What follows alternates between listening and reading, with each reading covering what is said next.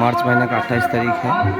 रात को 10 बजने चला। हम लोग का पौराणिक शीतला पूजा था। कल तक पूजा हो गया, आज यात्रा हो रहा है। ये नारकुलडांगा कोलकाता राजा बाजार के पास, वेस्ट बंगाल, इंडिया। तो यात्रा तो उठ गया। आजकल तो ऐसा डांस निकल गया, तो ऐसी यात्रा कोई देखता नहीं। फंक्शन भी बहुत कम हो गया, फिर भी यात्रा हो रहा है। हम थोड़ा यात्रा को रिकॉर्ड करेगा, ये हम चैनल में देगा। ये तो हमको तो बहुत अच्छा लगता है। सब आदमी का थिएटर यात्रा बहुत अच्छा लगेगा। आप लोग देखिए, हम थोड़ा उधर जाके इसको वीडियो बना के देगा। बड़ा नहीं बनेगा, बड़ा तो कोई देखने नहीं मांगता। बहुत आदमी भीड़ भी है वहाँ पर।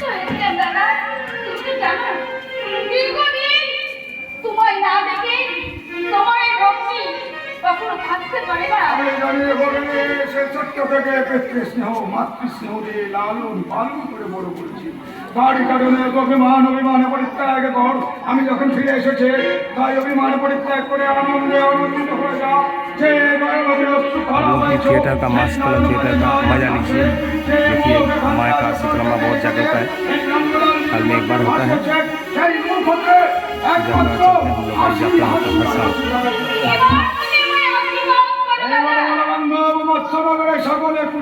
অবশ্যই কুশল, অবশ্যই কুশল।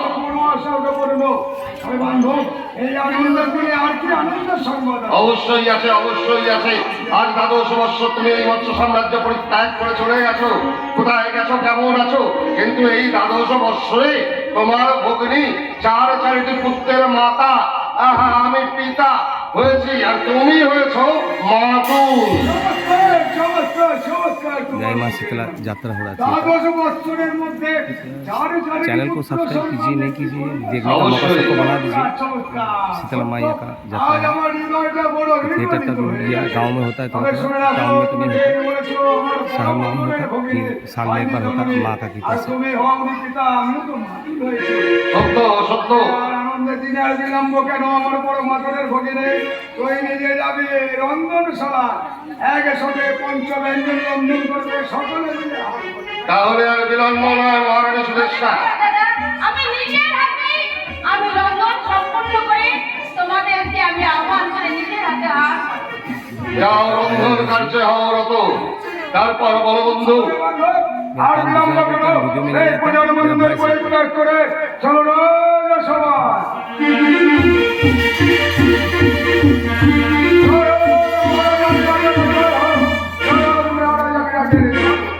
তারপর বড় বন্ধু, এই দ্বাদশ বৎসর তুমি কোথায় ছিলে, কেমন ছিলে? দ্বাদশ বৎসর তুমি যখন ওই নবলক্ষ ধরে ধরে কারণে ওই কৌরবগণের মণ্ডপগণ আক্রমণ করেছিল, তাদের প্রতিহত করবার জন্য তুমি যখন আমাকে প্রেরণ করেছিলে, আমি বুঝতে পরাজিত হয়ে যাই। আর পরাজিতের কারণে আমি পিতা মহাভীষ্মকে বললাম, হে পিতা মহাভীষ্ম, আমাকে মৃত্যু দেন। কিন্তু সে আমাকে দেয়নি মৃত্যু, মৃত্যুর পরিবর্তে করেছে ঘোর অপমান। আর সেই অপমানের কারণে আমি চলে গেলাম রবীন্দ্র মাসে। এনেছিলাম মৃত্যুকে বরণ করবো, কিন্তু আমি তো ক্ষত্রিয় সন্তান, তাই মৃত্যুকে বরণ করতে পারিনি। এক এক করে সমস্ত দেবতাদের স্মরণ করেছে, কিন্তু কোনো দেবতা দেয়নি আমার ডাকে সরব। একমাত্র পিনাক পাবে, ওই পিনাক বাড়ি ঘোড়া ছাড়া। কি বন্ধু, ওই দেবাজ দেবে পিনাকি শঙ্কর তোমার সাধনায় সন্তুষ্ট হয়ে তোমার সম্মুখে উপস্থিত হয়েছে।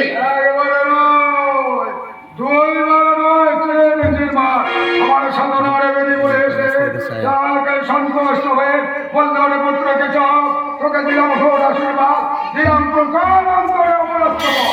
দেবাজ দেবে পিনাকি শঙ্কর তোমার সম্মুখে উপস্থিত হয়ে তোমাকে দিয়েছে প্রকারান্ত অবরত্ত। কিন্তু বন্ধু, এই প্রকারান্তে কথার অর্থ ঠিক বুঝলাম না তো। ঠিক বলেছো। দক্ষ দক্ষ দাঁড়াবে হত্যা করতে বলবো না। সকলের এই সামনে জঙ্গা বিশ্বাস চড়াচড়ে আমি আজ চেয়েছিলাম। আর দক্ষিণ বাহু যুগলে দিয়েছে শত হত্যের বলবন্ধ। দক্ষিণ বাহু যুগলে দেবাজ দেবে পিনাকি শঙ্কর তোমাকে দিয়েছে শত হস্তির বল।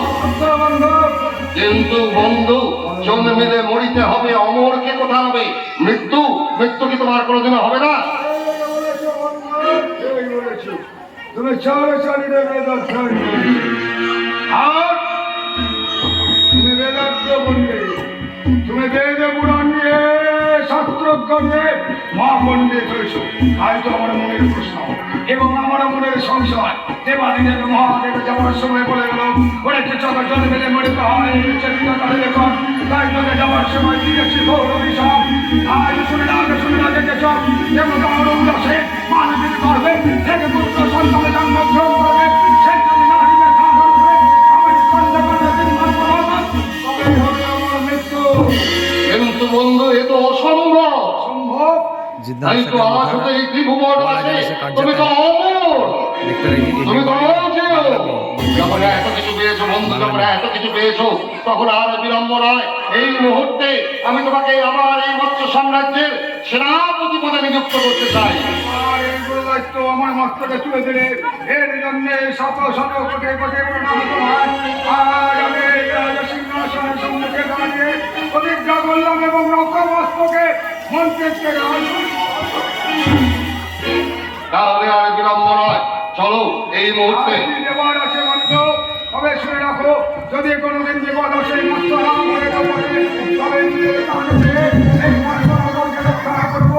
সম্মুখে রয়েছে রাজসিংহাসন, সম্মুখে রয়েছে এবার সবাই রয়েছে। কিন্তু বন্ধু, আমার মনে একটা সংশয় আছে। নারকলডাঙ্গা শক্তি সংঘ অবশ্যই বলো বন্ধু। ওয়েস্ট বেঙ্গল রাজাবাড়িয়া রাজ ধর্ম চার প্রকার, নিরাশ্রয়কে আশ্রয় দান, ক্ষুধার্তকে অন্ন দান, বিবস্ত্রাকে বস্ত্র দান, আর রাজার শ্রেষ্ঠ ধর্ম এই প্রার্থীর প্রার্থনা অকপটে পূর্ণ করা। শ্রেষ্ঠ ধর্ম হচ্ছে পাত্রের বর্তরা পূর্ণ করা। তবে শুনে রাখো আমি রাজ সাধকে চর্ব নই, আজ তোমার পরম বন্ধুকে চর্ব নই, আজ মহামন্ত্রীকে চর্ব নই, আমি আগে সামান্য প্রজা, সেই প্রজার বর্তনা তোমাদের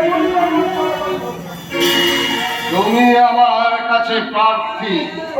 মনে পড়ে সেদিনের কথা, এই মৎস্য সাম্রাজ্যের রাজ সিংহাসনের গুরু দায়িত্ব আমার হস্তে ন্যস্ত করে দিয়ে চলে গেছিলে বহু দূরে। আজ যে ফিরে এসে পুনরায় সেই রাজ সিংহাসন তুমি আমার কাছ থেকে চেয়ে নিতে চাও, তাই তো? তোমার অনেক মাত্র প্রয়োজন নেই রাজ সিংহাসন, তাহলে রাজ কিরিটি চাও, অসম্ভব বন্ধ তাহলে রাজ অলঙ্কার চাও, চাই না তাহলে এই মৎস্য সাম্রাজ্য চাও, অসম্ভব বন্ধ তাহলে কি তোমার মনের আশা যা পারি আমি অকপটে পূর্ণ করতে? তবে তুমি অবশ্যই বড় বন্ধ করতে হয়। তোমার মুখের কথায় আমার বিশ্বাস হয় না। তোমার ওই আত্মকথায় বন্ধমান যদি আমি সত্য হওয়া অবদ্ধ, তারপর আমি আমার প্রার্থনার মতো তোমাকে প্রকাশ করি। আমার মুখের কথা মানতে হয় না প্রত্যয়। ঠিক আছে, আমার ওই আরাধ্য দেবতা ওই বিষ্ণু নারায়ণের চরণ স্মরণ করে প্রতিজ্ঞা করছি, আজকের এই আনন্দের দিনে তুমি আমার কাছে যা চাইবে এই মহারাজা বিরাট তোমাকে অকপটে করবে প্রদান।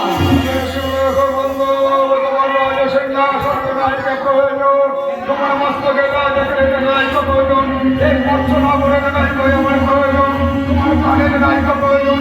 আমার একমাত্র প্রার্থনা হচ্ছে আমার একমাত্র প্রার্থনা হচ্ছে একদিক থেকে আপনাদের সংঘর্ষণ করি ছাড়া কখনো পুজো হবে না।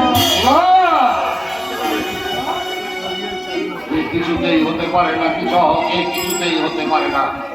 এই প্রজাদের গৃহে যা দেবতা আছে প্রজা তার পুজো করবে, আমি তাদের পুজোয় হস্তক্ষেপ করতে পারবো না।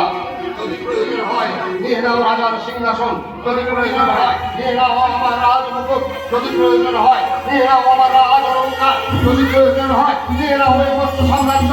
তুমি যদি চাও দিতে পারেন মহারাজা বিরাট বুক ছিঁড়ে নিজের হৃদপিণ্ড, তথাপি তোমার এই আদেশ পূর্ণ করতে আমি অপারগ। নমস্কার বন্ধু, প্রয়োজন নাই। তুমি যখন একবারে বলেছ না তো না, বেশ বারবার দ্বিতীয়বার অপমানিত হলাম। প্রথমবার অপমানিত করেছিল পিতামহ ভীষ্ম, আর দ্বিতীয়বার অপমান করে দেখি, আর সেই অপমানের আমি আবার চলে যাবো জঙ্গল মাঝে। আর যাবার সময় মৎস্যনগরে প্রতিদিন দাঁড়ে দাঁড়ে বলতে বলতে যাবো রাজা বিরাটের জন্য শহর একটা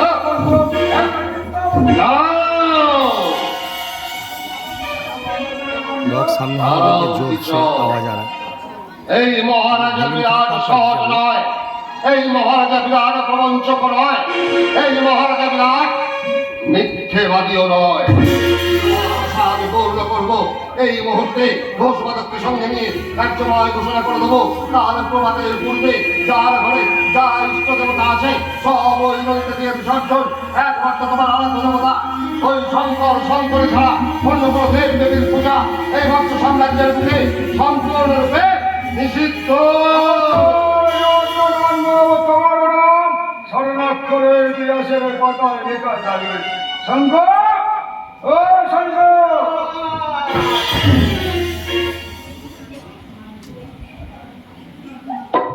আমাকে বসবাস করি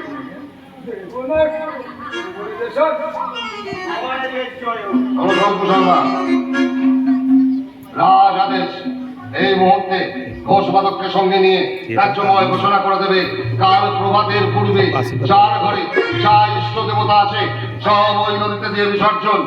একমাত্র শঙ্করী ছাড়া অন্য কোনো দেব দেবীর পূজা এই মৎস্য সাম্রাজ্যের বুকে সম্পূর্ণরূপে নিষিদ্ধ। আর যে আদেশ অমান্য করবে ওই দেখা যায় শ্মশান, ওই শ্মশানে হবে তার জীবন্ত শিরচ্ছেদ।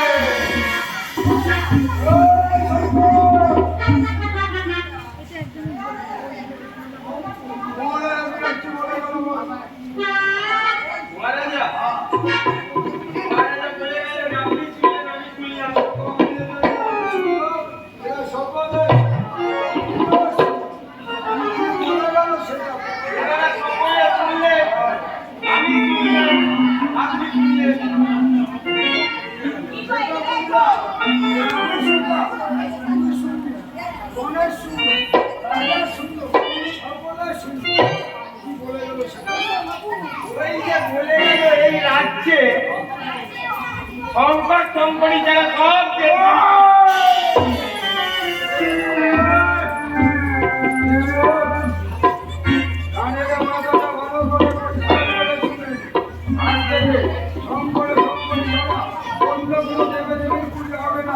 আর যদি কেউ পুজো করে তার দক্ষিণ একেবারে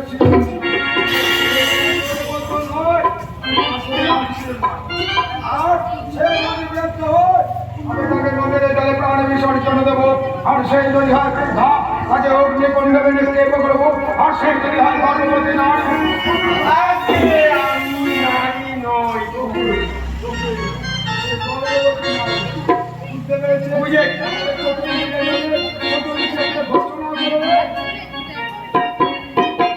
আমি ওদেরকে চাই এই ঘটনা বলে অন্য কোনো দেবে দেবে। একটা কথা ছিল,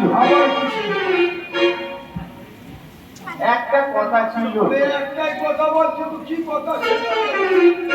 ভয় বলবো না নির্ভয় বলবো? বলছি ছোট করে বলবো না বড় বলবো?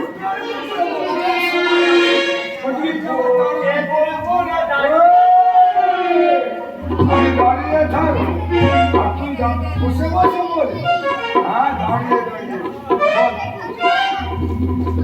আগে করে আমার গিন্নি করে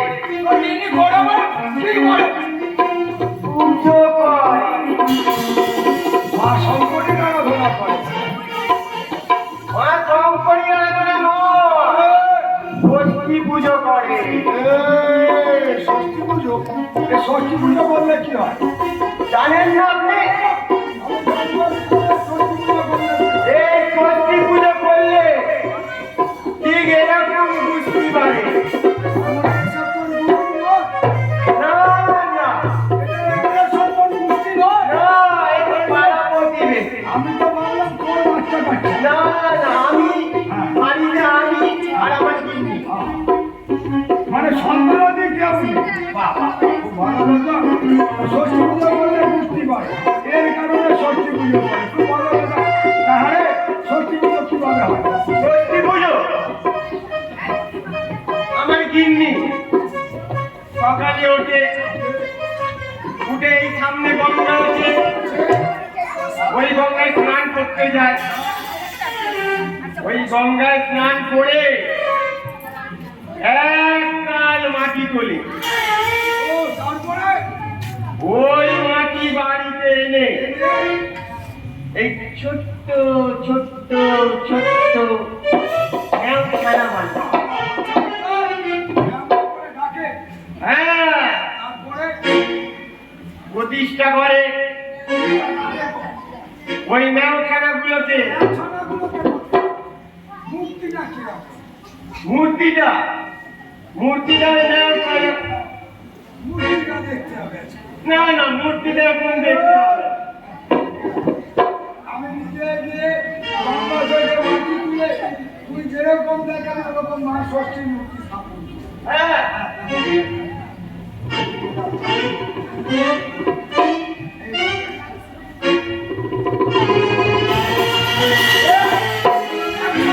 হ্যাঁ, হ্যাঁ, ষষ্ঠীর মূর্তি রাখো ঠাকুরের মূর্তি এরকম হাত ঠিক করে দেখা নইলে না তোর দরদাম নেব আমি ভালো করে।